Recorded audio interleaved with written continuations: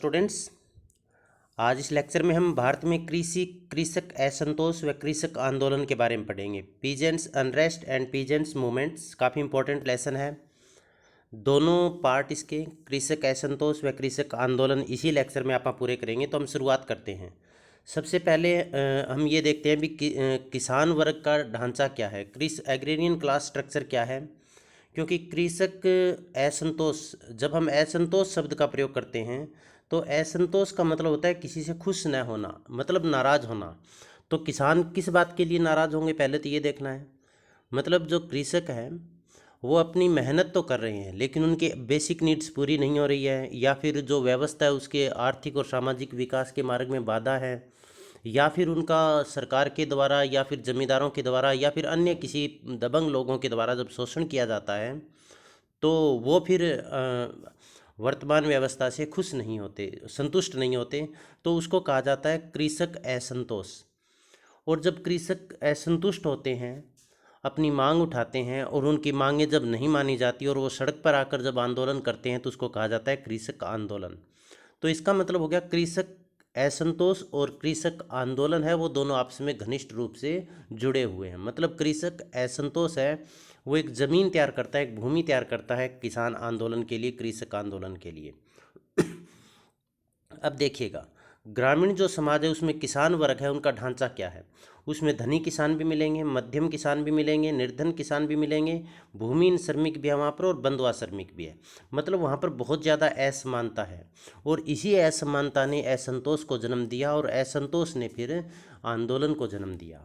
तो अब हम बात करते हैं धनी किसान की। तो इसके अंतर्गत क्या आता है, धनी किसान के अंतर्गत आप जमींदारों, साहूकारों या भूमिपतियों को शामिल करते हैं। ये किस्म के उस समय के या प्राचीन समय के अंदर पूंजीपति के समान थे, जो खुद ज़मीन के ऊपर काम नहीं करते हैं और ऐशो आराम का जीवन यापन करते हैं। या तो ये बंटाईदारी पर खेती करवाते हैं या फिर भूमिहीन श्रमिकों के माध्यम से अपनी ज़मीन पर खेती करवाते हैं। लेकिन ये जब भूमिहीन श्रमिकों से या अन्य व्यक्तियों से अपनी ज़मीन पर खेती करवाते हैं तो उनके साथ प्रताड़नापूर्ण व्यवहार करते हैं, उनको मेहनताना या जितनी मजदूरी या जितना अनाज उनको मिलना चाहिए उतना उनको नहीं देते हैं। तो जो श्रमिक वर्ग है वो इनसे संतुष्ट नज़र नहीं आते। और इसी तरह से मध्य किसान धनी किसानों से कम संपदा इनके पास होती है, लेकिन इनके पास इतनी पर्याप्त संपदा होती है कि अपनी आजीविका चला सकें।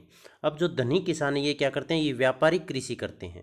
व्यापारिक कृषि का मतलब वो होता है जो आगे लाभ के लिए की जाती है और जिससे वस्तुओं का जो उत्पादन किया जाएगा उसके बाजार के अंदर बेचा जाएगा और उससे अधिक लाभ कमाया जाएगा। मध्य किसान जो है, ये किसान जो फसलें उगाएंगे वह खाद्यान्न फसल उगाएंगे, मतलब अपनी खाद्य आवश्यकताओं की पूर्ति करने के लिए फसल उगाएंगे। तो ये अपनी आवश्यकताओं की पूर्ति जो इनके पास ज़मीन है, संसाधन है, उनसे हो जाती है।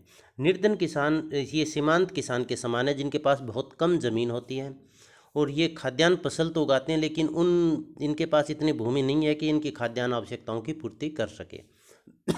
तो ये फिर क्या करते हैं, जो बाजार से या अन्य लोगों से खाद्यान्न वस्तुएं खरीदते हैं। तो ये भी निर्धनतापूर्वक जीवन यापन करते हैं और अपने लाइफ में या अपने जीवन से ये संतुष्ट नहीं रहते क्योंकि संसाधनों का असमान वितरण है। भूमिहीन श्रमिक वो श्रमिक होते हैं जो दयनीय हालत में हैं, इनके पास किसी तरह की कोई ज़मीन जायदाद नहीं है। ये दो रोज़ की रोटी कमाने के लिए अपने श्रम को बेचते हैं, अपने श्रम पर ये निर्भर हैं। इन्हें पूरे साल, जैसे कि हम सभी को पता है, कृषि का कार्य नहीं रहता, तो ये आधे समय में बेकारी की हालत में रहते हैं। उस समय ये साहूकारों, जमींदारों के पास काम करते हैं तो उनका शोषण वहाँ पर भी होता है। तो इनकी हालत काफ़ी दयनीय हालत है। इसके पश्चात आता है बंधुआ श्रमिक। ये भूमिहीन श्रमिक है, ये क्या काम करेंगे, जब इन्हें ज़रूरत पड़ेगी तो धनी किसानों से या मध्यम किसानों से ये कर्जा लेंगे और इनके पास संसाधन तो है नहीं, फिर ये कर्जा का चुकता कैसे करेंगे। जब ये कर्जा नहीं चुका पाएंगे तो फिर ये जो धनी किसान है इनको एक दास या गुलाम या बंधुआ श्रमिक बनकर रह जाएंगे और उनके धनी किसानों की एक वस्तु के समान हो जाएगा जिनका शोषण का अधिकार धनी किसानों को सामाजिक रूप से मिल जाता है। तो इतनी सारी असमानताएं किस कारण से आई असमानताएं भी, एक धनी है, मध्यम है, एक बंधुआ श्रमिक है, एक के पास अनाप शनाप जमीन जायदाद है, दूसरे के पास कुछ भी नहीं है, सिर्फ वो एक दास्ता का जीवन यापन कर रहा है। तो ये जो असमानता थी, इस असमानता ने एक असंतोष का भाव पैदा किया, क्योंकि जब तक असमानता के प्रति जागरूकता नहीं थी, लोग पूर्व जन्मों का कर्म समझकर इसका पालन कर रहे थे, तब तक असंतुष्टि नहीं हुई। लेकिन जब लोगों को जागरूकता बढ़ी, वास्तविकता का ज्ञान हुआ, तो ये जो निम्न वर्ग थे, श्रमिक, भूमिहीन श्रमिक थे, कृषक श्रमिक थे या सीमांत कृषक थे, इनके अंदर जब जागृति बढ़ी तो इनके अंदर एक असंतोष का भाव जगा, और इसी असंतोष के भाव को कहा गया कृषक असंतोष। और ये किसके कारण पैदा हुआ? असमानता के कारण, संसाधनों के असमान वितरण के कारण। तो कृषक वर्ग का ढांचा जानना जरूरी है कृषक असंतुष्टि से पहले। तो अब हम पढ़ते हैं यहाँ पर कृषक असंतोष क्या है। देखिए, असंतोष का मतलब हमने पहले ही बताया भी, नाराज होना, किसी से खुश ना होना, संतुष्ट ना होना। तो कृषक का मतलब यहाँ पर क्या होगा? कृषक का मतलब यहाँ पर होगा जो भूमिहीन श्रमिक है, जो निर्धन किसान है, जो सीमांत किसान है, जो बंटाईदार किसान है, जिनके पास खुद की ज़मीन नहीं है, जमींदारों या साहूकारों की ज़मीन ले किराए पर लेकर वो कार्य करते हैं, कृषि करते हैं। तो ये असंतोष कब होंगे? जब इनका शोषण किया जाएगा, इनको मेहनताना नहीं दिया जाएगा, और जो कृषि व्यवस्था है इससे वे अपनी आवश्यकताओं की पूर्ति जब नहीं कर पाएंगे, तो ये कृषक असंतोष का रूप धारण कर लेगा। तो ग्रामीण कृषक क्षेत्र में भूमि वितरण, भूमि वितरण का मतलब क्या हो गया? भी कुछ लोगों के पास तो बहुत ज़्यादा ज़मीन है, लेकिन कुछ लोगों के पास ज़मीन नहीं है। आमतौर पर हम देखते हैं कि कृषक का असंतोष है ये निम्न और पिछड़े वर्गों के अंतर्गत पाया जाता है, क्योंकि भूमि की जो वितरण है वो काफ़ी कम है इन लोगों के पास। आय में असमानता है, क्योंकि जो धनी किसान है उनकी तो आय बहुत ज़्यादा है, और निर्धन किसान है उनकी आय बहुत है कम है। जीवन शैली, उन जीवन जीने का तरीका, मतलब जो गरीब किसान है उनके पास बेसिक नीड्स पूरी करने के पैसे भी नहीं है, जबकि जो अमीर व्यक्ति है या अमीर किसान है वो ऐशो आराम का जीवन यापन कर रहा है। तो उनकी जीवन शैली में असमानता है, उनकी आय में असमानता है, भूमि वितरण में असमानता है। इन असमानताओं के कारण ये असमानताएं तो विद्यमान थी, लेकिन जब इन असमानताओं के प्रति लोगों के अंदर जागरूकता बढ़ी, और जागरूकता बढ़ी तो जो शोषण से पीड़ित थे, जो उत्पीड़न का शिकार थे, जो उच्च वर्ग के अत्याचारों का से प्रताड़ित थे, उनके अंदर एक असंतोष का भाव पैदा हो गया, और इसी असंतोष को कृषक असंतोष का नाम दिया गया। तो ग्रामीण क्षेत्रों में छोटे छोटे किसानों, काश्तकारों, हिस्सेदारों, किसानों व भूमिहीन कृषकों की जिंदगी अभावग्रस्त व शोचनीय रही है। ये अपनी आधारभूत आवश्यकताओं की पूर्ति नहीं कर पाते, परिणाम स्वरूप वर्तमान व्यवस्था में वे संतुष्ट नहीं हो पाते, और इसी असंतोष के कारण वे अनेकों सामाजिक आंदोलनों में भाग लेते रहे हैं। तो कृषक असंतोष का मतलब वर्तमान व्यवस्था से संतुष्ट न होना। सामान्यतः माना जाता है कि कृषक असंतोष भौतिक दशाओं से संबंधित होता है। एक वर्ड देखिएगा, ये भौतिक दशाएं। भौतिक दशाओं का मतलब क्या होता है? भौतिक दशाओं का मतलब होता है जीवन शैली से। भौतिक दशाओं का मतलब होता है व्यक्ति के जिन आवश्यक चीज़ों का प्रयोग करता है। तो यहाँ पर क्या है, व्यक्ति के पास ज़मीन जायदाद नहीं है, उनकी आय काफ़ी कम है, वो अपना जैसे रोटी कपड़ा मकान है, इन आवश्यकताओं की पूर्ति नहीं कर पाते। तो ये सारी उसकी भौतिक दशाएं हैं। तो ज्यों ज्यों भौतिक दशाओं में सुधार होता जाएगा किसानों की, वो कृषि का असंतोष कम होता जाएगा, और ज्यों ज्यों भौतिक दशाएं चरमराती जाएगी, कृषि का असंतोष बढ़ता जाएगा। तो कृषक असंतोष भौतिक दशाओं से संबंधित होता है। जैसे ग्रामीण समाज के कमजोर वर्गों की भौतिक दशाओं में गिरावट आएगी, कृषक असंतोष बढ़ता जाएगा। इसका हमने अभी जिक्र किया है। इसके साथ साथ क्या होगा, ज्यों ज्यों भौतिक दशाओं में सुधार होगा तो कमी आती जाएगी, और आपसी संघर्ष और सहयोग बढ़ता, सुधार होगा तो कृषक असंतोष में कमी आएगी, और जो कृषक भौतिक दशाओं के अंदर यदि गिरावट आएगी तो संघर्ष है वो बढ़ेगा, और जो असंतोष है वो बढ़ेगा। अब क्या हुआ, प्रथम व द्वितीय हरित क्रांति ने कृषकों की भौतिक दशाओं में काफ़ी सुधार किया, मतलब लोगों की आय बढ़ी, लोगों के जीवन शैली बढ़ी, उनकी जो लाइफ स्टैंडर्ड है वो बढ़ा, और नवी कृषि के अंदर नवीन यंत्रों, उन्नत खाद, बिजली, पानी, कीटनाशकों आदि का प्रयोग होने से मजदूरी भी बढ़ी, लोगों की आय बढ़ी, वेतन भत्तों में सुधार हुआ, रोजगार के अन्य विकल्प खुले। परंतु इसके बावजूद भी कृषक जो असंतोष है वो जारी रहा। इसका कारण क्या था? भी जब हरित क्रांति आई, लोगों की आय बढ़ी, जीवन स्तर सुधरा, तो कृषक असंतोष कम होना चाहिए था, लेकिन यहाँ पर कम नहीं हुआ। कम क्यों नहीं हुआ?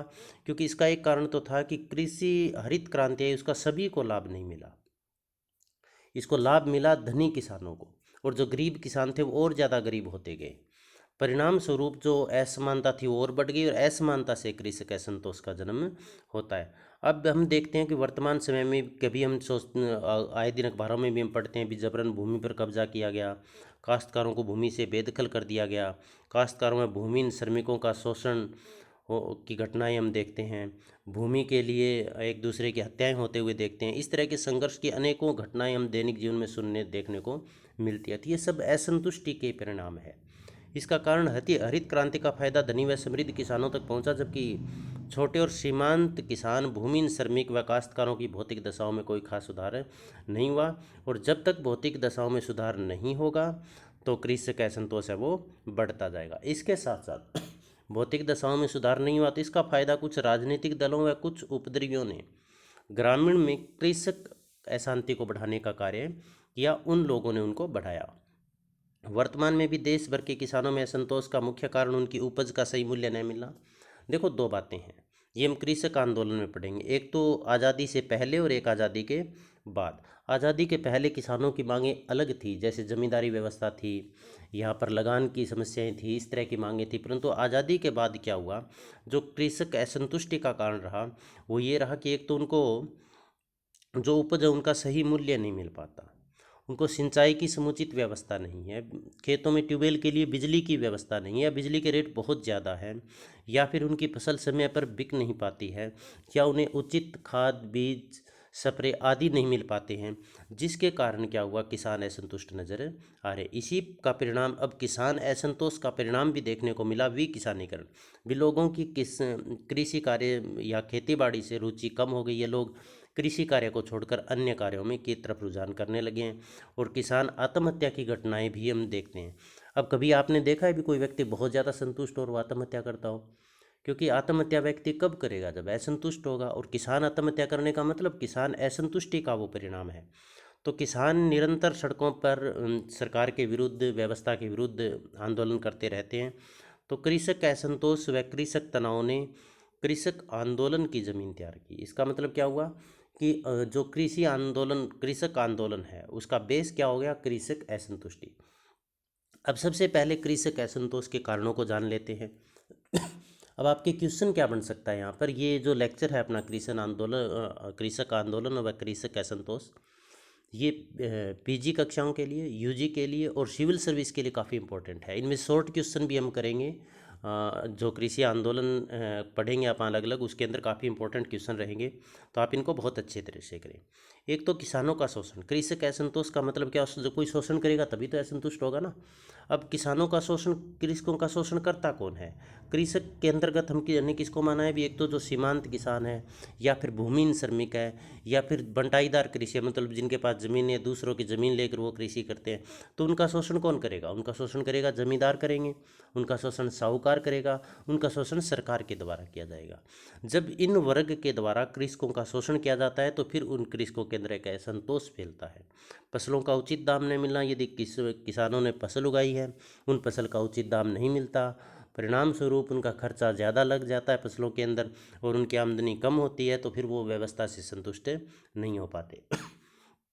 कृषकों का ऋणाग्रस्तता, ऋणाग्रस्तता का मतलब युवा भी कर्जा ले लिया फसल के लिए या अन्य ज़रूरतमंद आवश्यकताओं की पूर्ति के लिए, किसी जमींदार से या सरकार से कर्जा लिया, लेकिन फसलों का उचित भाव नहीं मिल पाया, उचित रेट नहीं मिल पाया, या फिर फसलें बर्बाद हो गई। तो उस हालात में किसान की फिर सर पे हाथ रखने वाला या उसका रखवाली करने वाला कोई नहीं है। तो जो किसान है वो कृषक का वो निरंतर कर्जे के तले दबता चला जाता है और वो व्यवस्था से फिर संतुष्ट कैसे हो पाएगा। कृषि के प्रति सरकार की नीतियाँ भी, किसान हैं उनकी फसल भी बर्बाद हुई है, उनका शोषण किया गया, लेकिन जो सरकार थी वो किसानों के प्रति पूर्णतः उदासीन रही, उनके हालात के प्रति वो सक्रिय नहीं हुई। तो ये जो सरकारी नीतियाँ थी, इस तरह की उदासीनतापूर्ण नीतियाँ थी, इन्होंने कृषि के असंतोष को और बढ़ाया। इसके बाद आप पढ़ते हैं ग्रामीण क्षेत्रों में आय के स्रोत का असमान वितरण। अब ग्रामीण क्षेत्र में आय का स्रोत का मुख्य साधन क्या है? जमीनी तो है, कृषि योग्य भूमि तो है, लेकिन उसका असमान वितरण है। असमान वितरण का मतलब हो गया जो अनुसूचित जाति या पिछड़ी या जनजाति आदिवासी लोग हैं उनके पास ज़मीन बहुत कम है, जबकि जो धनिक वर्ग है उनके पास ज़मीन ज़्यादा है। तो इस असमानता ने भी कृषक असंतोष को बढ़ावा दिया। बेकारी व अर्ध बेकारी, बेकारी का मतलब होता है भी जो व्यक्ति काम तो करना चाहता है लेकिन उसे काम नहीं मिल पाता। काम क्यों नहीं मिल पाता? क्योंकि ग्रामीण क्षेत्र के अंदर जो मुख्य जो कार्य है या रोजगार का साधन है वो ज़मीन है, कृषि है। और कृषि साल के अंदर पूरे 12 महीने या पूरे वर्ष उसके अंदर कार्य होता नहीं है, तो वो बेकार रहते हैं। अर्ध बेकारी का मतलब मौसमी बेरोजगारी वहाँ पर व्याप्त है, जिसके कारण उनकी आय कम रहेगी। आय कम रहेगी तो उनकी जीवन दशाओं में सुधार नहीं हो पाएगा और वो संतुष्ट नहीं रहेंगे। कृषकों में जागरूकता। अब एक असमानता व्याप्त तो पहले भी थी, असमानता व्याप्त अब भी है, लेकिन अब कृषकों के अंदर जागरूकता पैदा हुई। जागरूकता पैदा होने का मतलब उन्हें पता चला, उन्हें इस बात की जागरूकता हुई कि हमारा शोषण किया जा रहा है, और यदि ये लोग ना हो, ये व्यवस्था ना हो और इसमें सुधार हो, तो हमारे जो शोषण है इसमें कमी आ सकती है, इसको सुधारा जा सकता है। इसीलिए वो संतुष्ट हुए और सरकार के विरुद्ध एक या व्यवस्था के विरुद्ध एक आंदोलन के रूप में वो उनका जो प्रयास था वो उभर कर सामने आया।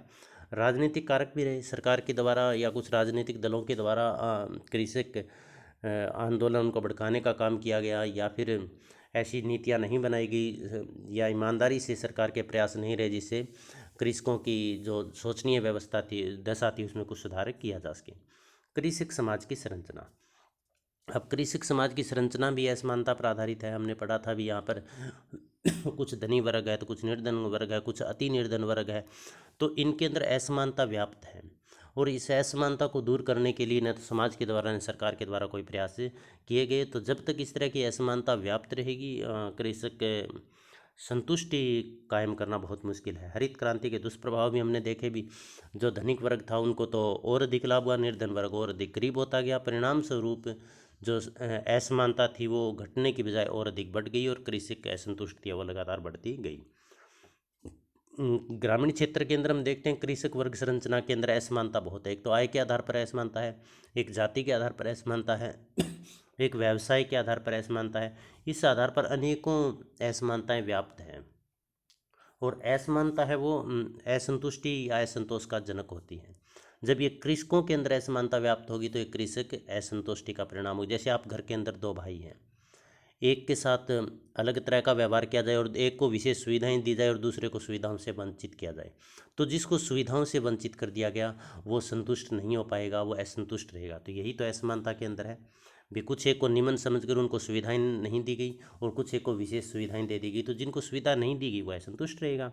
व्यावसायिक विभिन्नता का भाव। ग्रामीण क्षेत्र के अंदर व्यावसायिक विभिन्नता नहीं है, वहाँ पर एक ही व्यवसाय है, वो कृषि या उससे संबंधित कार्य हैं।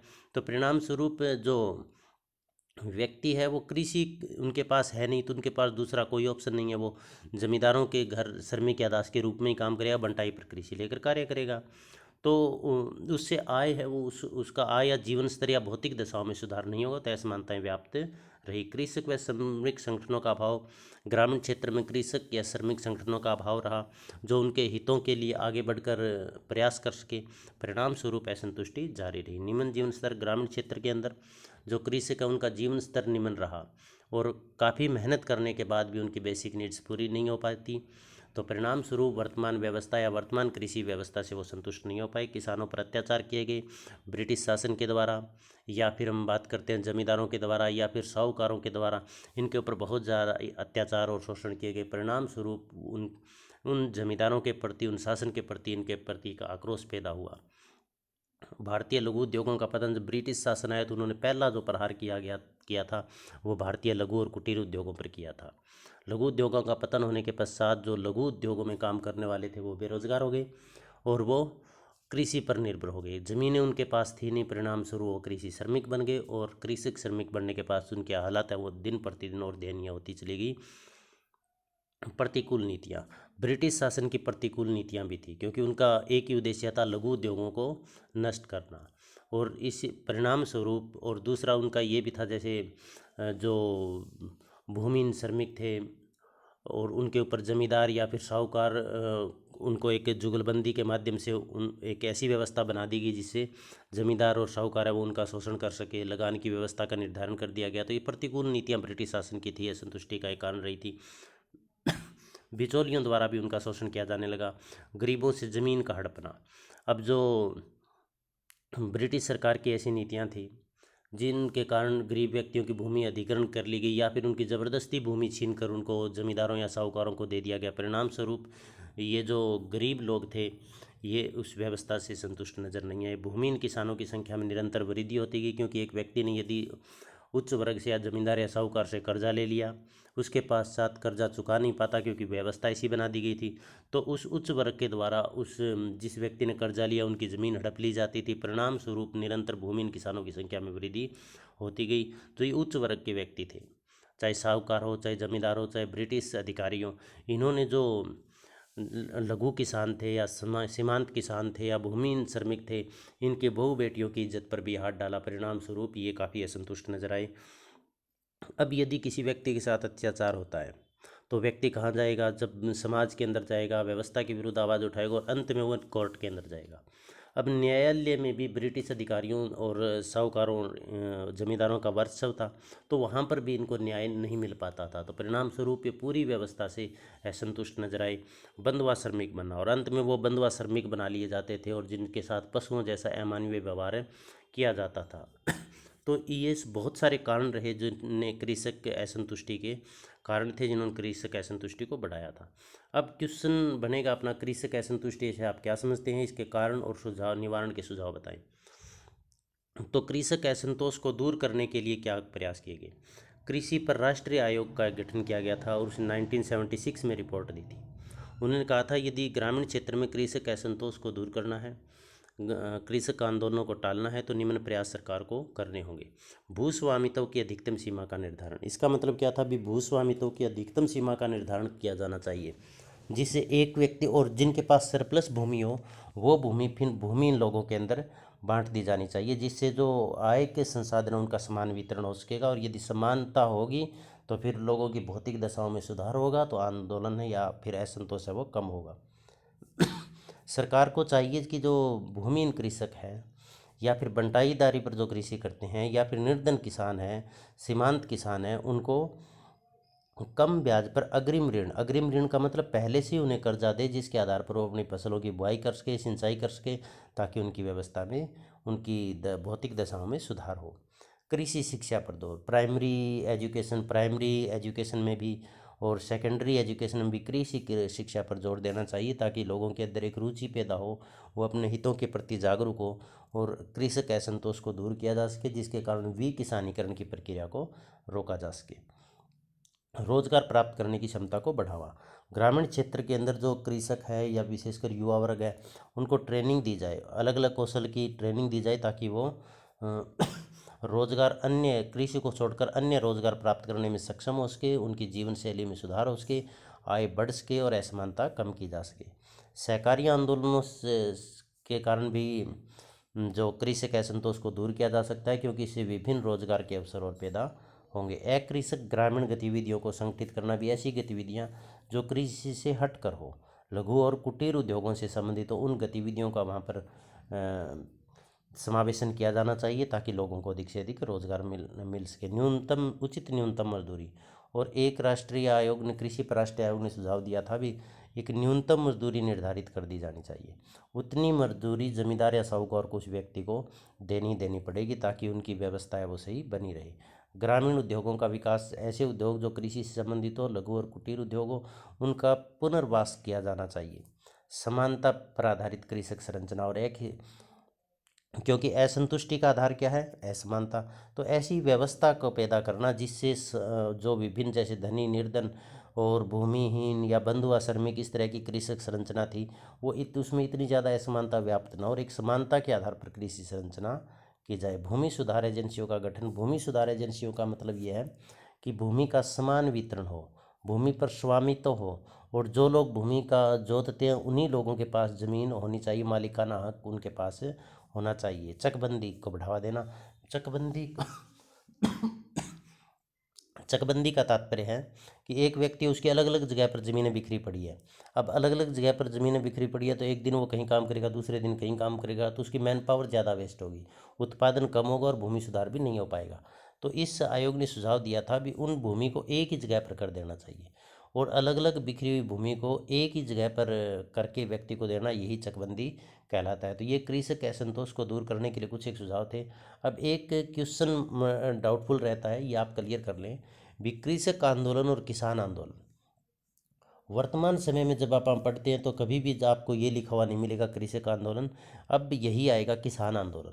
और स्वतंत्रता से पूर्व की जब हम बात करते हैं तो वहाँ पर था कृषक आंदोलन। कृषक आंदोलन कैसा आंदोलन होता है? कृषक आंदोलन जो छोटे छोटे किसान है, जो भूमिहीन श्रमिक है, जो गरीब किसान है, जो बंटाई पर कृषि करते हैं, उन लोगों के द्वारा जो आंदोलन किया जाता है अपनी मांगों को लेकर। उनकी मांग कैसी होगी? जैसे भूमि, यदि हम भूमि पर खेती कर रहे हैं तो हमें ही भूमि भूमि हमारे नाम होनी चाहिए। या फिर जो हम फसल पैदा कर रहे हैं तो जो हमें फसल की बंटाई मिलती है, हिस्सा मिलता है, वो हमें पूरा मिलना चाहिए। तो इस तरह की इनकी मांगें होगी। तो इन मांगों के ऊपर जब छोटे किसानों के द्वारा आंदोलन किया जाता है तो उसको कृषक आंदोलन कहा जाता है। किसान आंदोलन क्या होगा? किसान आंदोलन समृद्ध किसानों के द्वारा, व्यापारियों के द्वारा, संपन्न वर्ग के संगठित प्रयास को किसान आंदोलन कहा जाता है। अब इनकी मांग कृषक आंदोलन की मांगों से अलग मिलेगी। इनकी मांग क्या होगी? भी हमारे सामाजिक और आर्थिक हितों में जो भी तत्व बाधा है उन बाधक तत्वों को हटाना। इसका मतलब क्या होगा? हमें फसल की उचित कीमत मिलनी चाहिए, सरकार के द्वारा हमारे मामलों में कम से कम इंटरफेयर होना चाहिए, हमें फसलों की उचित कीमत मिले, उन्नत खाद, कीटनाशक, बिजली, पानी, इनकी समुचित व्यवस्था हमारे पास होनी चाहिए। तो कृषक आंदोलन है ये गरीब किसानों का आंदोलन है, और किसान आंदोलन है ये समृद्ध किसानों का आंदोलन रहा है। तो हम यहाँ पर पढ़ेंगे कृषक आंदोलन के बारे में। कृषक आंदोलन का मतलब जो स्वतंत्रता के से पूर्व के आंदोलन थे उनके बारे में आप पढ़ेंगे। सबसे पहले तो कृषक आंदोलन है क्या? तो कृषक आंदोलन में हम लिखेंगे कृषक आंदोलन कृषि के असंतोष का परिणाम है। अभी वर्तमान व्यवस्था से किसान जब संतुष्ट नहीं हो पाते तो वो, और न्यायपालिका के द्वारा भी उन्हें न्याय नहीं मिल पाता, तो व्यवस्था के खिलाफ वो एक आंदोलन शुरू कर देते हैं जिसको कृषक आंदोलन का नाम दिया गया है। अब क्या होता है कि अकाल के कारण फसलें बार बार बर्बाद हो गई, और फसलें बर्बाद होने के कारण किसानों की भौतिक अवस्थाएं, उनका रहन सहन, उनकी जीवन शैली एकदम से चरमरा गई। और आज़ादी से पहले और आज़ादी के बाद भी जो विभिन्न सरकारें बनी, उन सरकारों ने किसानों या कृषि या किसानों या कृषकों की स्थिति की सुधारने की तरफ एक उदासीन रवैया अपनाया। और इसी उदासीन रवैये के कारण श्रमिकों ने जमींदारों, साहूकारों व सरकारों के विरुद्ध आंदोलनों की शुरुआत की। इन्हीं को कृषक आंदोलन के नाम से जाना जाता है। अब आपको एक बात ध्यान रखना, एक पक्ष तो हो गया कृषक, और दूसरी तरफ कौन से पक्ष होंगे? दूसरी तरफ एक तरफ सरकार होगी, मतलब दूसरे पक्ष में सरकार होगी, जमींदार होंगे, साहूकार होंगे। अब कृषक है ये किसके विरुद्ध संघर्ष कर रहे हैं? जमींदारों, साहूकारों और सरकारों के विरुद्ध जो संघर्ष कर रहे हैं अपनी मांगों को लेकर, इसी का नाम दिया गया कृषक आंदोलन। ये एक आंदोलन क्यों कर रहे हैं? क्योंकि इन न सरकार से संतुष्ट है, न जमींदारों से संतुष्ट है, न साहूकारों की संतुष्ट है। तो इस कृषक असंतोष के कारण कृषक आंदोलन का रास्ता बना, इनकी एक जमीन तैयार हुई। अब कृषक आंदोलन के बारे में तो आप समझ गए हैं। अब आगे हम देखते हैं, स्लाइड आप यहाँ से देख लेना अच्छे से। तो इस श्री राम विचार पांड्या के अनुसार डेफिनेशन, अलग अलग विचार है सभी के। कोई भी आंदोलन कृषक आंदोलन बन सकता है। देखो इन्होंने क्या कहा, कृषक आंदोलन कोई भी आंदोलन बन सकता है बशर्ते उनका मूल उद्देश्य कृषकों के अधिकारों की लड़ाई हो, चाहे वह कृषकों द्वारा गठित हो या अन्य समूह के द्वारा भी। यहाँ पर राम विचार क्या कहना चाहते हैं भी कोई भी आंदोलन कृषक आंदोलन हो सकता है लेकिन उसके लिए शर्त क्या है कि वो कृषकों की अधिकारों की लड़ाई से संबंधित होना चाहिए। अब ये आंदोलन कौन करेगा? ये कृषक खुद भी कर सकते हैं या कोई अन्य व्यक्ति भी कर सकता है। मान लीजिए एक गरीब किसानों का समूह है, वो आंदोलन कर रहा है अपने हितों के लिए, तो भी वो कृषक आंदोलन माना जाएगा राम विचार के अनुसार। या फिर कोई अन्य व्यक्ति उन गरीब किसानों की लड़ाई लड़ रहा है, अन्य व्यक्तियों का समूह, तो वो भी फिर क्या कहलाएगा? कृषक आंदोलन कहलाएगा। इसे एक उदाहरण के द्वारा समझिएगा। भी विभिन्न लघु और छोटे किसान हैं, वो एक आंदोलन कर रहे हैं सरकार के खिलाफ, जमींदारों के खिलाफ, तो कृषक आंदोलन हो गया डेफिनेटली। लेकिन उन्हीं जब वो आंदोलन न करके कोई कर्मचारियों का एक समूह है, वो कर्मचारियों का समूह किसानों की मांग लेकर व्यवस्था के विरुद्ध यदि आंदोलन कर रहा है तो वो भी किसके अंतर्गत आएगा? किसानों के अंतर्गत आएगा।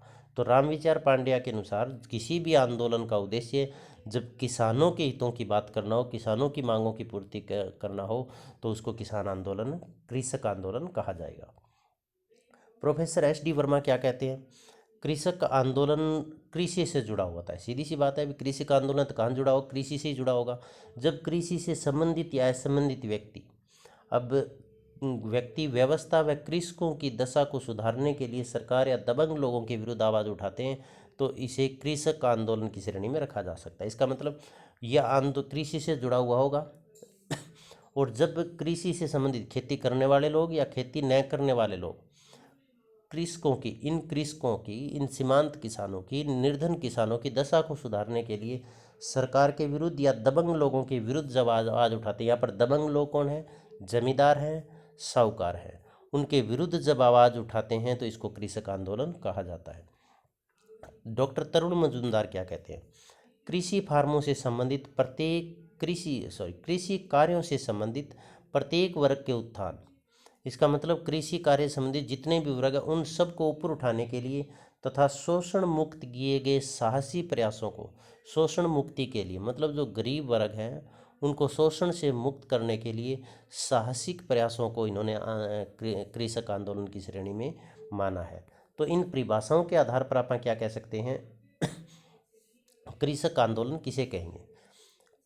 कृषि श्रमिकों व किसानों से संबंधित, कृषक आंदोलन किससे संबंधित हो गया? कृषि श्रमिकों व किसानों से संबंधित वे आंदोलन जो उनके शोषण, अत्याचार, पतन व आर्थिक स्वतंत्रता के विरुद्ध किए जाते हैं, उन्हें कृषक आंदोलन कहा जाता है। उन पर शोषण या अत्याचार कौन करते हैं? सरकार के द्वारा, शासन के द्वारा, साहूकारों के द्वारा, जमींदारों के द्वारा उनका शोषण किया जाएगा। आर्थिक स्वतंत्रता, आर्थिक स्वतंत्रता का मतलब काम तो वो करते हैं लेकिन उनकी आम इनकम है वो उच्च वर्ग ले जाता है, तो वो आर्थिक रूप से उन्हें उच्च वर्ग के अधीन ही रहना पड़ता है। तो जब शोषण, अत्याचार, पतन व आर्थिक स्वतंत्रता के विरुद्ध जब कृषकों के द्वारा आंदोलन किया जाता है तो इसको क्या कहा जाएगा? कृषक आंदोलन कहा जाएगा। एक क्वेश्चन आप यहाँ कमेंट बॉक्स में जरूर डालना, भी कृषक आंदोलन का मुख्य कारण क्या है? हमने 2-3 बार आपको बताया भी है। अब हम करते हैं प्रमुख कृषक आंदोलन। ये बहुत इंपॉर्टेंट है, काफ़ी इंपॉर्टेंट है, हर एक तरह के कॉम्पिटेटिव एग्जाम से संबंधित, तो इनको आप बहुत अच्छे से देखिएगा। और हाँ, हम इससे संबंधित PDF भी साथ में लिंक में डाल देंगे और यहाँ पर भी हम एक्सप्लेन कर रहे हैं। सन्यासी विद्रोह तो ये सन्यासी विद्रोह क्या था? ये सन्यासियों के द्वारा किया गया विद्रोह था। अब ये सन्यासी विद्रोह कब हुआ था? ये मुगल साम्राज्य के पतन की देन था। अब क्वेश्चन आ सकता है भी मुगल साम्राज्य के पतन के कारण किस किसान आंदोलन को बढ़ावा मिला था, कृषक आंदोलन को बढ़ावा मिला था? तो ये आंदोलन की शुरुआत 1763 में हुई थी और 1800 में ये समाप्त हुआ था। तो मुगल साम्राज्य का पतन, और समझिएगा इसको, मुगल साम्राज्य का पतन हुआ। अब मुगल साम्राज्य का पतन से क्या हुआ कि मुगल की जो सेना थी उस सेना के लाखों सैनिक बेरोजगार हो गए, उनको नौकरी से निकाल दिया गया था। लेकिन ये जो सैनिक थे ये क्या थे? पढ़े लिखे थे, संगठित थे, उन्हें समझ थी। तो इन्होंने क्या किया था, फिर एक संगठन बनाया था इन्होंने। और मुगल साम्राज्य का पतन किसके कारण हुआ था? क्योंकि अंग्रेजों ने आधिपत्य कर लिया था मुगलों को हराकर। तो फिर इसके कारण इन्होंने क्या किया था, बेरोजगार जो श्रमिक थे उनकी, सेना के व्यक्तियों की और असंख्य फकीर और सन्यासी जो कृषि कार्य में लगे हुए थे उनको संगठित कर लिया था और एक देश को मुक्त कराने की एक शपथ ली थी भी। हमने एक मजबूत सेना तैयार की भी, इस सेना के माध्यम से हम अंग्रेजों से देश को मुक्त कराएंगे। इसको सन्यासी विद्रोह को किसान आंदोलन में क्यों शामिल किया गया? क्योंकि ये जो सन्यासी थे ये फकीर थे, कृषि कार्य में लगे हुए थे और इन्हीं सन्यासी और फकीर लोगों के द्वारा इस आंदोलन को प्रेरित किया गया था। इस आंदोलन को आगे बढ़ाने के लिए सदैव प्रेरणा इस किसान, सन्यासियों और फकीरों से मिली थी, इसीलिए इसको सन्यासी विद्रोह कहा गया था। अब ये सन्यासी क्या थे? कि हमने पहले पढ़ा था ना, एक तो मुगल सैनिकों के एक्सपर्ट सैनिक थे, उनको नौकरी से निकाल दिया गया था, वो थे इसमें। एक सन्यासी थे, एक फ़कीर थे, कि नौजवान थे जो कृषि कार्य में लगे हुए थे। तो इनके 50-50 हज़ार की टुकड़ियों में इन्होंने सेनाओं का गठन किया था। अब ये करते क्या काम थे? ईस्ट इंडिया कंपनी की कोठियाँ बनी हुई थी, जमींदारों की कोठियाँ बनी हुई थी, तो उन पर ये हमला करते थे। इसका मतलब ये आंदोलन था किसका? सन्यासियों का, कृषकों का, ब्रिटिश ईस्ट इंडिया कंपनी के विरुद्ध या जमींदारों के विरुद्ध था। जब आंदोलन आप पढ़ेंगे तो नंबर 1 तो ये देखना आंदोलन की शुरुआत कब हुई, नंबर 2 वो आंदोलन किसके विरुद्ध था और उसका कारण क्या था। और देखो, अब ये आंदोलन था तो अंग्रेज जब शासन में आए थे उन्होंने क्या कहा था कि भारतीय जो उद्योग धंधे थे उनको चौपट कर दिया था। तो जुलाहे, बुनकर, कारीगर थे, ये इन पर अत्याचार किए गए, बेरोजगार हो गए थे। तो जो ये विद्रोही थे, जो सन्यासी थे, इन्होंने जो आंदोलन किया था, इन्होंने वही क्षेत्र चुना जहाँ पर जुलाहों, बुनकरों पर सबसे ज़्यादा, कारीगरों पर सबसे ज़्यादा अत्याचार किए गए थे।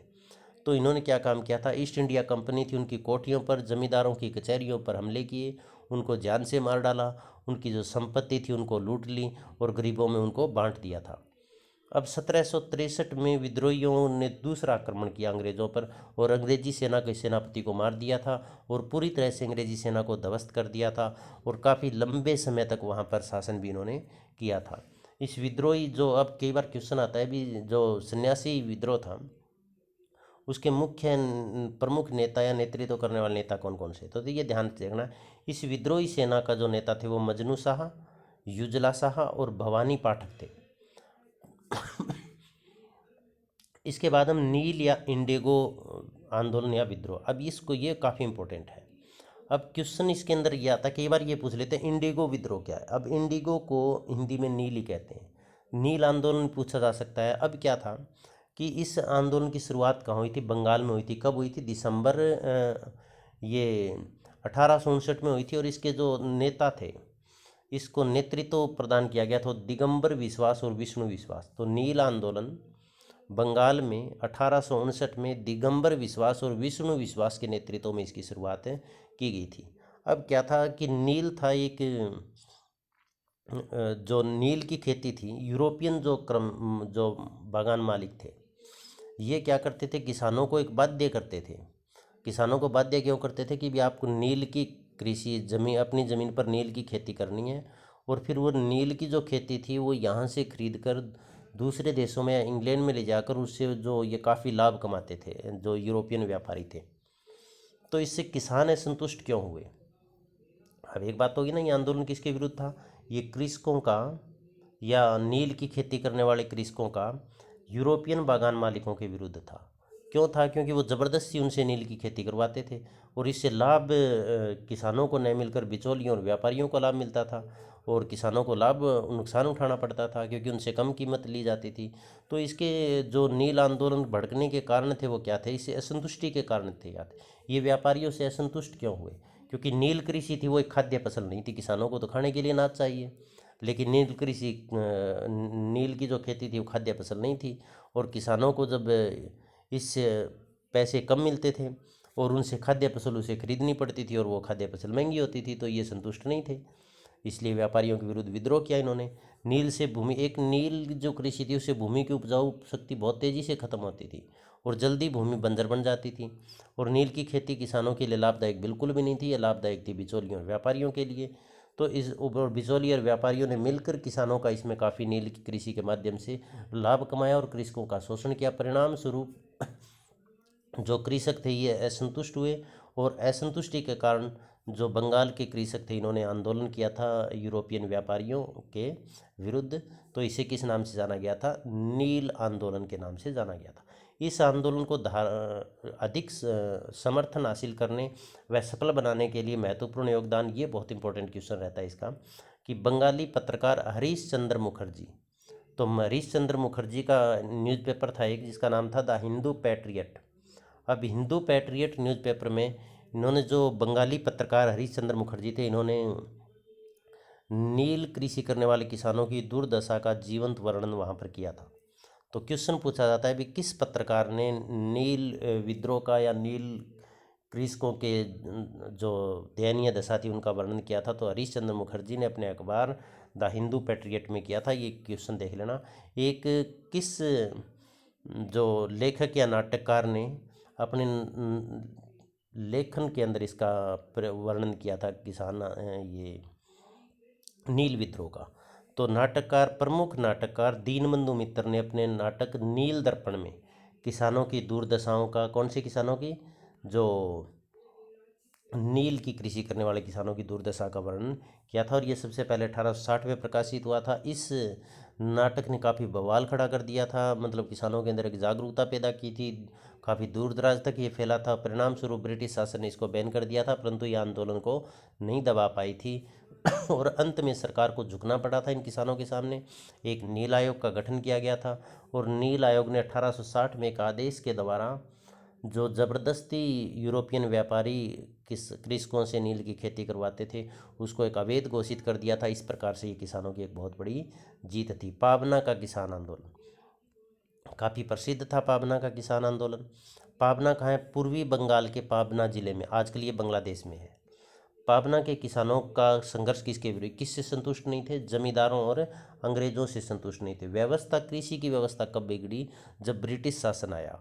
और ब्रिटिश शासन आने के बाद अंग्रेजों ने जमींदारों के साथ सांठगांठ कर ली, और अंग्रेज और जमींदार दोनों मिलकर, क्योंकि जमींदार अंग्रेजों को लगान देते थे और बदले में अंग्रेज जमींदारों को खुला छोड़ते थे, वो किसानों का चाहे कितना ही शोषण करे। तो जो जितने भी किसान आंदोलन, ये कृषक आंदोलन हुए, ये सभी कृषक आंदोलन जमींदारों और ब्रिटिश शासन के विरुद्ध था। तो ये पाबना का जो आंदोलन था, ये भी एक संगठित आंदोलन था, संगठित और व्यवस्थित। इसका मतलब क्या हुआ, पाबना के जो कृषक थे वो संगठित हुए, व्यवस्थित रूप से इन्होंने आंदोलन किया था। और इस आंदोलन का इम्पोर्टेंट क्वेश्चन ये भी बनता है कि पाबना का किसान आंदोलन कब हुआ था, 1870 से 80 के दशक तक।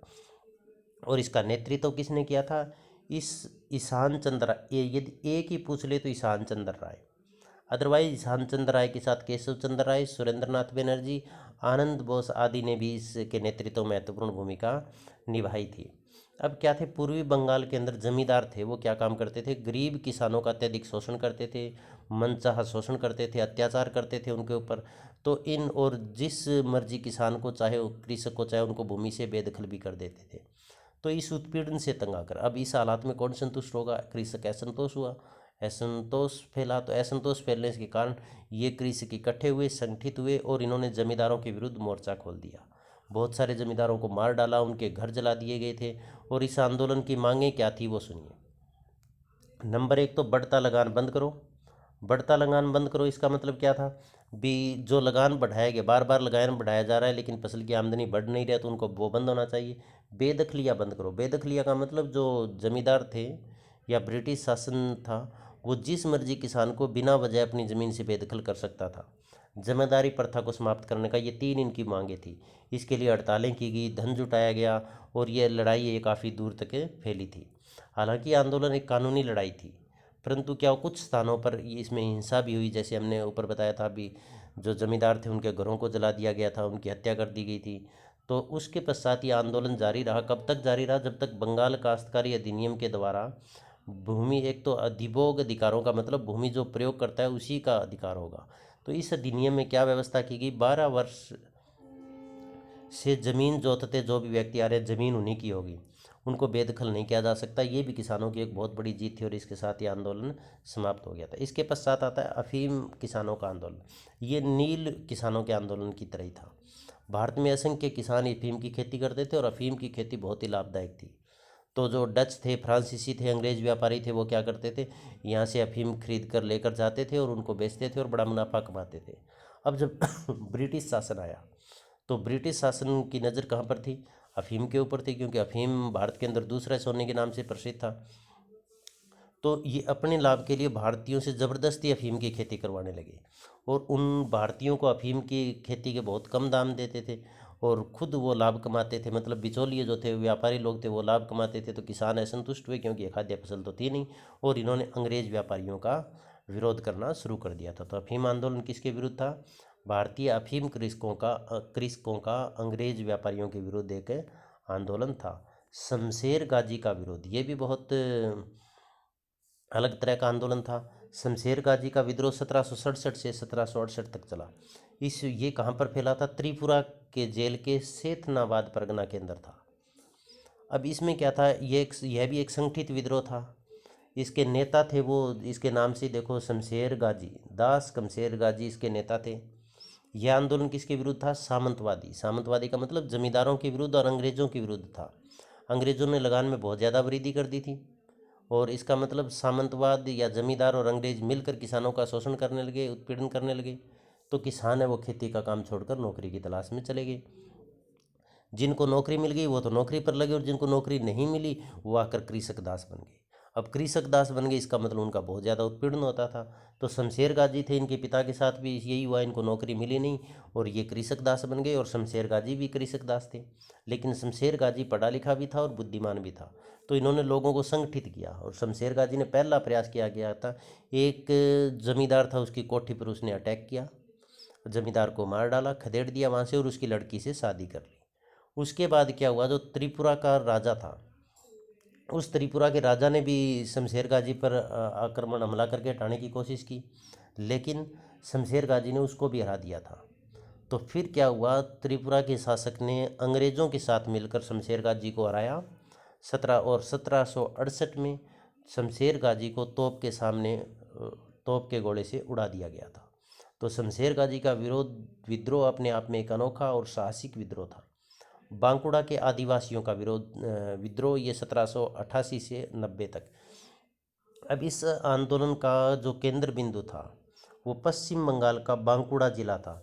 अब आदिवासी, ये आंदोलन किसके विरुद्ध हुआ था? आदिवासियों का अंग्रेजों के विरुद्ध। देखिए सभी आंदोलन या तो जमींदारों के विरुद्ध या फिर देखो एक तरफ तो कृषक पक्ष है, दूसरी तरफ या तो जमींदार है या फिर ब्रिटिश शासन है या फिर दोनों है। तो ये जमींदारों के विरुद्ध था और ब्रिटिश शासन के विरुद्ध भी था। अब इस आंदोलन में क्या हुआ था, एक आदिवासी लोग थे। आदिवासी लोगों को चौआड़ के नाम से भी जाना जाता है। चौआड़ का मतलब होता है नाथ जाति के व्यक्ति। इसका मतलब नाथ जाति के व्यक्ति थे, जंगल में रहते थे और जंगल में रहे तो आजीविका का साधन तो जंगल के उत्पाद हो गए, कंदमूल इकट्ठा करते थे और ज़मीन जंगल की सफाई करके वहाँ पर खेती कर लेते थे। लेकिन ब्रिटिश शासन आया तो ब्रिटिश शासन ने क्या काम किया था, इनकी ज़मीनें छीन ली और इनकी ज़मीन छीन कर ये ज़मीनें इनकी जो ज़मींदार थे उनको दे दी गई। तो अब इनके शत्रु कौन बन गए? इनके शत्रु बन गए एक तो जमींदार और एक ब्रिटिश शासन के लोग। तो इन्होंने फिर क्या किया था, एक संगठित समूह बना लिया था किसानों का और इन्होंने अंग्रेज़ों को और जो जमींदार थे उनको जहाँ भी दिखाई दिए उनको चुन चुन कर बदला लिया, उनको मार डाला था, उनको खदेड़ दिया गया था। और इनका जो आंदोलन था बांकुड़ा के आदिवासियों किसानों का, ये आंदोलन इतना सशक्त था, इतना पावरफुल था कि ब्रिटिश शासन को इनके सामने, पावरफुल होते हुए भी ब्रिटिश शासन भी बहुत पावरफुल था लेकिन उनके सामने झुकना पड़ा। इनकी ज़मीनें जमींदारों को तो इन्होंने बखा दिया था, इनकी ज़मीनें वापस इनको दी गई और इनसे जो मालगुजारी ली गई थी वो भी इनको वापस लौटानी पड़ी थी। तो ये एक ज़बरदस्त जीत थी बांकुड़ा के आदिवासी किसानों की। संथाल का विरोध। अब संथाल एक जनजाति है बिहार और बंगाल के अंदर, मुंडा जनजातीय समूह है, उसके अंदर एक जनजाति है संथाल। काफ़ी साहसी जनजाति है। तो इस जनजाति ने क्या किया था, अंग्रेजों ने यहाँ पर भी वही किया था कि इन जनजाति के लोगों से ज़मीनें छीन ली और साहूकार और ज़मींदारों को ज़मीन दे दी थी। और ज़मीन दे दी थी इसका मतलब क्या हो गया, ये साहूकार और ज़मींदार थे ये क्या करने लगे, इन संथाल लोगों को कर्जा देकर उनको दास बनाने लगे, गुलाम बनाने लगे, जिसके कारण इनके अंदर एक असंतोष या विद्रोह फैल गया। और संथालों ने 30,000 लोगों की एक मजबूत सेना संगठित की और इन पर जो भी अंग्रेज, जमींदार, साहूकार, महाजन या जिन जिन लोगों ने इन पर अत्याचार किया था उन पर उन्होंने हमला बोल दिया, उनको मार डाला। आंदोलन काफ़ी हिंसक हुआ था। परंतु इसके बाद क्या हुआ, अंग्रेज़ों, बहुत सारे अंग्रेज़ों के भी को भी मार डाला लेकिन इनके पास हथियार नहीं थे संथाल जनजाति के लोगों के पास।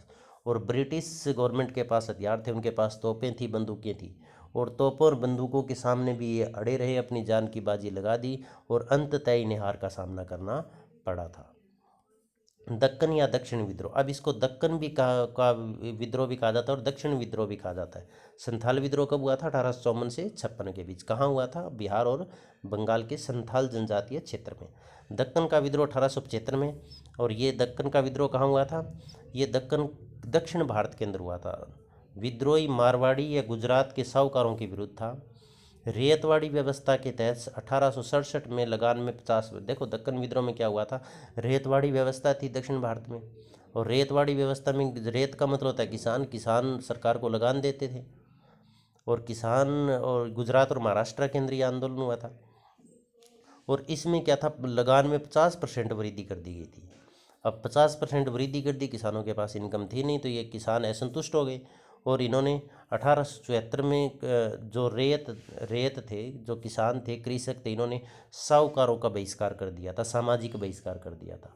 सामाजिक बहिष्कार करने का मतलब साहूकार या जमींदारों की न तो हम ज़मीन पर काम करेंगे न उनकी दुकानों से सामान खरीदेंगे।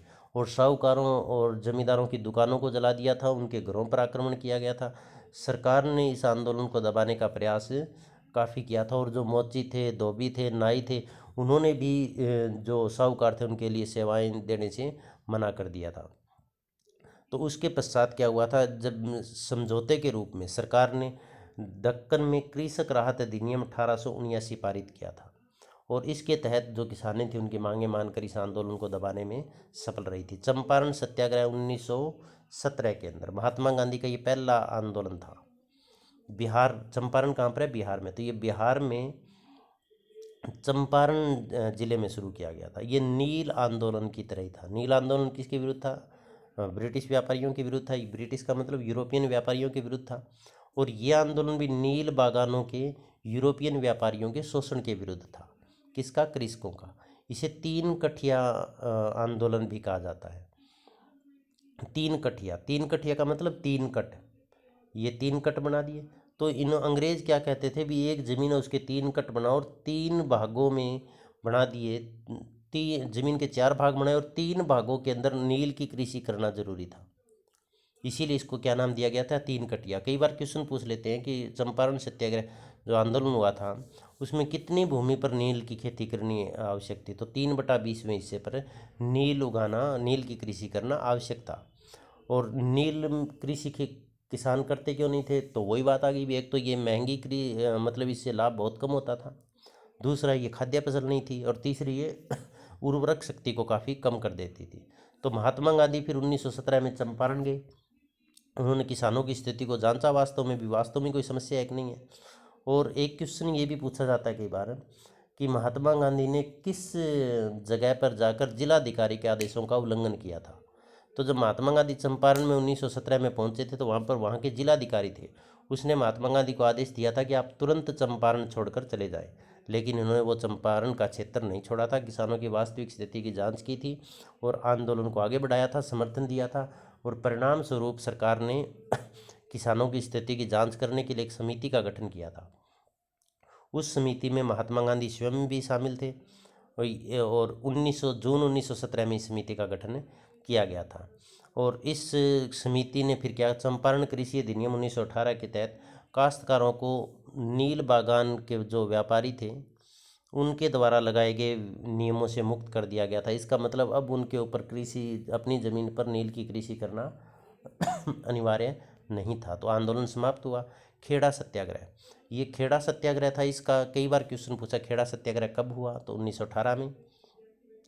कई बार सिक्वेंस भी पूछ ली जाती है, बारदौली सत्याग्रह लिख दिया, खेड़ा सत्याग्रह लिख दिया, चंपारण सत्याग्रह लिख दिया, भी इनकी सही सिक्वेंस क्या है, तो ये भी आप अच्छे से देख लें। तो खेड़ा जो सत्याग्रह था, ये जो खेड़ा सत्याग्रह था ये 1918 में शुरुआत की गई गुजरात के खेड़ा जिले में। और सरदार वल्लभ भाई पटेल ने, महात्मा गांधी, एम एन जोशी आदि महान प्रसिद्ध व्यक्तियों ने इसका नेतृत्व किया था। लेकिन यदि एक ही व्यक्ति पूछ ले भी इसका नेता कौन था, तो इस खेड़ा सत्याग्रह का जो नेता था वो सरदार वल्लभ भाई पटेल था। तो अब हुआ क्या, आंदोलन की शुरुआत कैसे हुई, किसान असंतुष्ट क्यों हुए, किससे असंतुष्ट हुए? तो वर्ष 1918 में खेड़ा जिले के अंदर फसलें बर्बाद हो गई थी, अकाल पड़ गया था। और सरकार ने क्या काम किया था, भू राजस्व बढ़ा दिया था और भू राजस्व माफ़ करने से मना कर दिया था। भी हम भू राजस्व माफ़ नहीं करेंगे, पूरा का पूरा भू राजस्व इकट्ठा करेंगे। दूसरा, वहाँ पर जो खेड़ा के जो लोग थे वो तंबाकू और कपास की खेती करते थे और सरकार ने तंबाकू और कपास की खेती पर बहुत ज़्यादा ऊंचा लगान लगा दिया था। तो एक तो फसलें बर्बाद हो गई और एक लगान बढ़ा दिया और दूसरा लगान माफ़ भी नहीं किया। तो इन बातों ने वहाँ के कृषकों में असंतोष पैदा कर दिया और वो जो किसान थे वो वल्लभ भाई पटेल के नेतृत्व में ब्रिटिश शासन के विरुद्ध एक आंदोलन के रूप में खड़े हो गए थे। और इन सब बातों ने आंदोलन को प्रेरित किया। ये एक अनूठा आंदोलन था। ये आंदोलन पूर्णतः अहिंसक था, क्योंकि जहाँ महात्मा गांधी थे वहाँ तो अहिंसा होनी थी, मतलब हिंसक आंदोलन हो ही नहीं सकता था। और गांधी जी ने पटेल के साथ किसानों का समर्थन किया और उनको सलाह क्या दी थी भी जब तक हमारी मांग नहीं मान ली जाए तब तक एक भी रुपया राजस्व के रूप में नहीं देना है। तो कई बार क्वेश्चन ये भी पूछा जाता है कि महात्मा गांधी ने किस आंदोलन के अंदर राजस्व देने से मना करने की सलाह दी थी? तो खेड़ा सत्याग्रह के अंतर्गत था और जून 1918 तक ये चला। अंत में किसानों की मांगें मान ली गई थी और आंदोलन समाप्त हुआ। बारदौली सत्याग्रह, बारदौली सत्याग्रह इसका नेतृत्व है वो भी सरदार वल्लभ भाई पटेल ने किया था। 1928 में इसकी शुरुआत हुई थी। अब ये गुजरात के बारदौली ज़िले में जो भू राजस्व था, भू राजस्व का मतलब जो लगान था वो 30% तक बढ़ा दिया गया था। तो सरदार वल्लभ भाई पटेल, जिसको आप लौह पुरुष भी कहते हैं, वो कृषकों के समर्थन में आए और ब्रिटिश शासन के विरुद्ध इन्होंने आंदोलन का एक बुगल बजा दिया था। और इसी आंदोलन में एक महिला ने वल्लभ भाई पटेल को सरदार की उपाधि दी थी। तो कई बार क्वेश्चन आ जाता है भी वल्लभ भाई पटेल को सरदार की उपाधि किस आंदोलन के तहत मिली थी। तो बारडोली सत्याग्रह के तहत मिली थी। और इस आंदोलन में क्या था भी, इस आंदोलन में एक महिला ने उपाधि दी थी। सरकार ने आंदोलन को दबाने के लिए क्या काम किया था, जो कृषक थे उनके पशुओं को जब्त कर लिया था, उनकी ज़मीनों को जब्त कर लिया था, लेकिन आंदोलन दबाने में सफल नहीं हो सकी थी। परिणाम स्वरूप सरकार ने एक जांच समिति का गठन किया और जांच समिति में पाया कि जो लगान में वृद्धि की गई है वह अनुचित है और 30% से घटाकर उनको 6.03 कर दिया गया था। तो यह भी किसानों की एक बहुत बड़ी जीत थी। मोपला विद्रोह 1921, इसको मालाबार विद्रोह के नाम से भी जाना जाता है, क्योंकि केरल के मालाबार में घटित हुआ था यह आंदोलन। और ये पहला एक ऐसा आंदोलन था जो मुस्लिमों का हिंदू जमींदारों के विरुद्ध आंदोलन था, क्योंकि मुस्लिम काश्तकार क्या मानते थे कि हिंदू जमींदार उनका शोषण करते हैं और वे उनके साथ सुरक्षित महसूस नहीं करते हैं। तो ये पहला सांप्रदायिक आंदोलन, किसानों का सांप्रदायिक आंदोलन भी इसको आप कह सकते हैं। तो इसमें क्या था, जो मुस्लिम काश्तकार थे, आंदोलन किसका था, मुस्लिम काश्तकारों का। किसके विरुद्ध था, हिंदू जमींदारों के विरुद्ध। क्यों था कि उच्च किराया, मतलब एक तो भूमि का किराया ज़्यादा है, नवीनीकरण शुल्क भी, जब नई ज़मीन आगे दूसरों को दी जाती है तो ज़्यादा खर्चा लेते हैं, और दमनकारी कर भी वहाँ पर थे। तो इन सब कारणों ने जो वहाँ के केरल के मालाबार के जो मुस्लिम कृषक थे उनमें असंतोष का भाव पैदा कर दिया था। अब कई बार क्वेश्चन आता है कि मोपला विद्रोह या मालाबार विद्रोह का नेता कौन था। तो अली मुसलियार था, इसका नेता कौन थे, अली मुसलियार थे।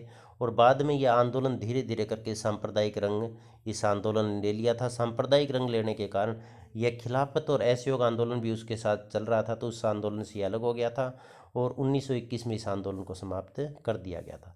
अब इस मोपला विद्रोह के बारे में जो इतिहासकार थे उनके अलग अलग विचार रहे। कुछ इतिहासकार तो क्या मानते हैं कि मोपला विद्रोह था ये किसान, जो मुस्लिम कृषक थे उनका हिंदू जमींदारों के विरुद्ध था। कुछ ये तो इसका मतलब क्या था, ये हिंदुओं के प्रति एक सांप्रदायिक विरोध विद्रोह मानते हैं। कुछ क्या कहते थे, मुस्लिम कृषकों का ये अंग्रेजी सरकार के विरुद्ध आंदोलन था। और कुछ क्या कहते थे, ये हिंदू जमींदारों के अत्याचारों के विरुद्ध मुस्लिमों का एक आंदोलन था। एक्का या एकता आंदोलन 1921 में हुआ। इसको एक्का आंदोलन भी कहते हैं और एकता आंदोलन भी। एक्का आंदोलन क्योंकि ब्रिटिश शासन ने कर बढ़ा दिए थे, बहुत ज़्यादा लगान बढ़ा दिया था। उत्तर प्रदेश के अवध के क्षेत्र में इस आंदोलन की शुरुआत हुई थी।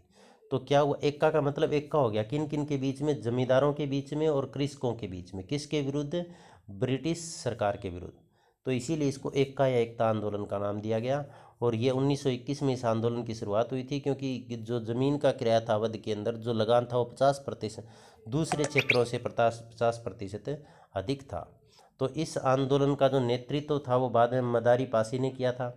और मदारी पासी के हाथ में जब इस एक्का आंदोलन का नेतृत्व किया तो उन्होंने हिंसा का पक्ष लिया। इस आंदोलन में हिंसा का पक्ष लेने थे, इससे इसके जो राष्ट्रीय आंदोलन थे उनसे कट गया और यह आंदोलन 1922 में समाप्त हो गया था। तीभागा आंदोलन।